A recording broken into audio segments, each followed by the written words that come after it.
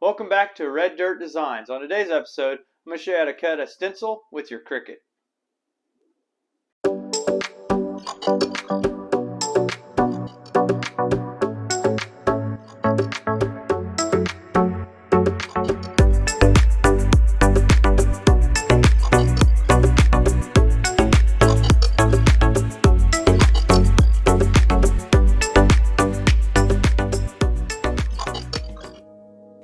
For the first stencil, I'm going to start off by making my own here in Photoshop. Figured I'd start out with a simple stencil. This is a circle template that I'll use to make rivets. I also have the negative and the positive of the rivets on this template. I'll show you how we use this template later on in the video.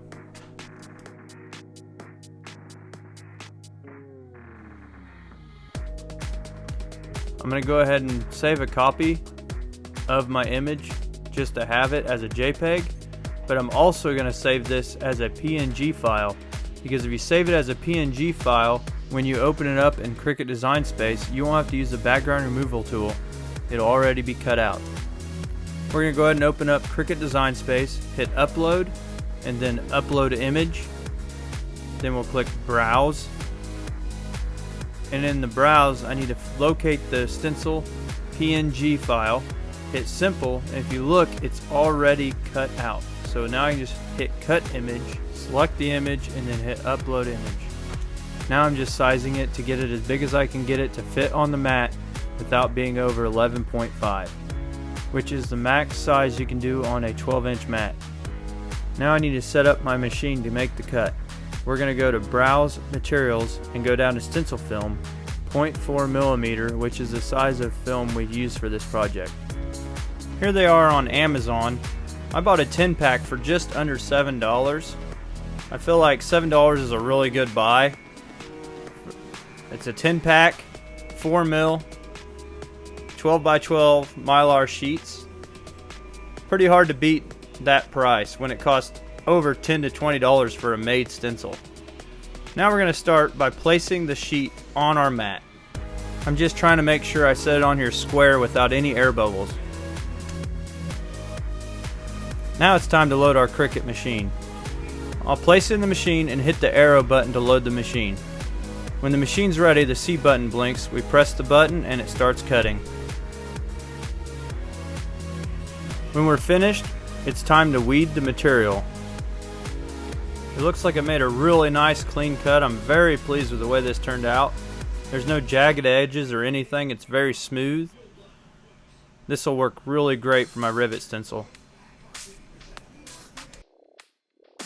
Now that I'm finished making my custom stencil, I kind of wanted to show you guys how you can make your own stencils at home by images that you find online or ones that maybe you already have saved in your computer somewhere. This is how you do it. I'm going to go ahead and save this free image I found online just as a reference picture for you guys.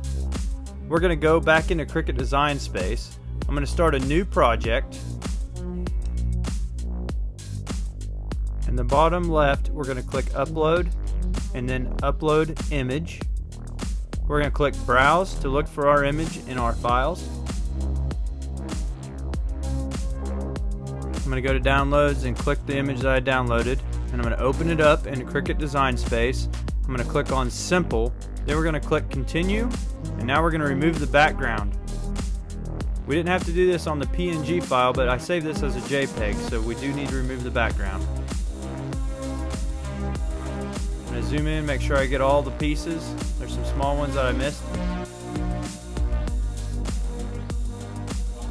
Now we need to go to the eraser tool. I'm going to scroll down here on the left and I'm going to click the eraser tool. Now I can erase this watermark of the free stencil. That way it doesn't cut that image. Now we need to apply.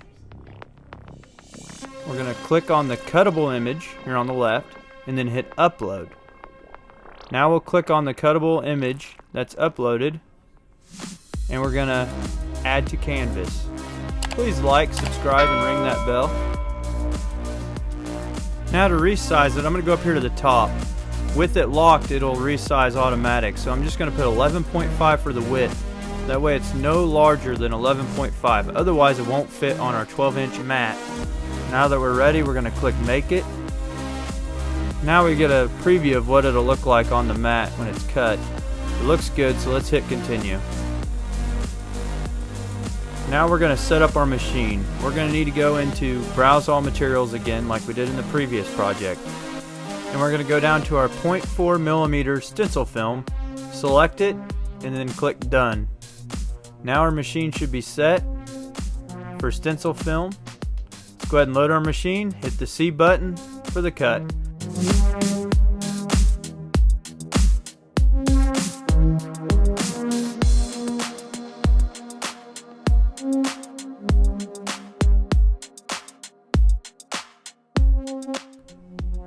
Once we're finished, we'll hit the arrow button to eject it, and we'll be ready to weed the second stencil.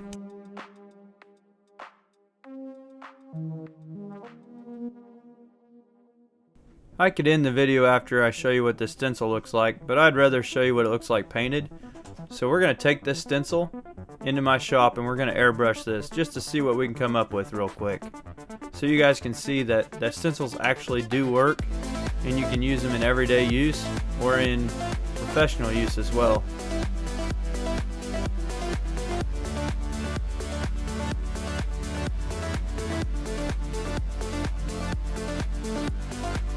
With the air from my airbrush, it tries to lift the stencil, so I do need to press it down with my finger. I probably could use a magnet on a metal sign blank, but since not everyone uses metal, I figured it'd be better just to show you that you can just hold it down with an airbrush and it still works just fine. For the most part, if you spray straight down into it, I didn't have any problems with it.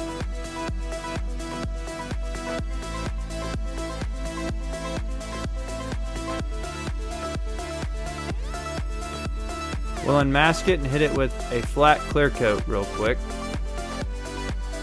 Now to do the rivet stencil, I'm going to start by spraying silver base.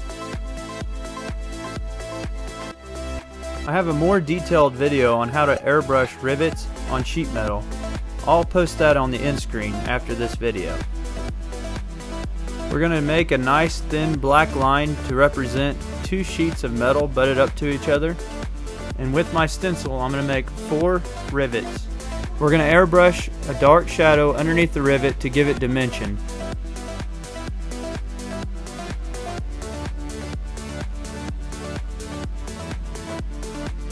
Now with the other part of my stencil that I created the exact same size of circles and the same spacing. I designed the stencil this way. That way you can do a drop shadow, which gives it the appearance that it's been punched into the metal. Now using the straight edge of my stencil, I'm going to go right on the edge and I'm going to give it a little bit of shading to make it look like the metal is a little distressed and not so perfect. With white in the airbrush now, I'm going on the opposite side of where I have the punched in look, and I'm giving it a little bit of a highlight as if the light source is coming from the top and catching that lip. Now I'm going to line up my circle template again. This time I'm going to place little white dots at the top center of each rivet to give it a little highlight to make it look like it's three-dimensional. Alright, now that we're finished, we're going to run some matte clear over the top of this as well to seal it off. Here's the finished look of the rivet.